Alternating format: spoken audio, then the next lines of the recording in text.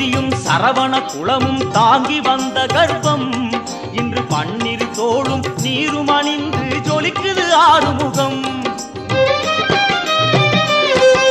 மாங்கனி கோபம் பழனி மலை மேல் முடிந்ததையா, காவடி ஆட்டம் அந்த மலை மேல் பிறந்ததையா. வேல் வேல் முருகா வாவா முருகா, வேல் வேல் என்றால் வேலும் மயிலும் துணையாய் தோன்றிடுமே. வாவா முருகா என்றால் தெய்வம் ஓடோடி வந்திடுமே, குலம் வாழ செய்திடும்.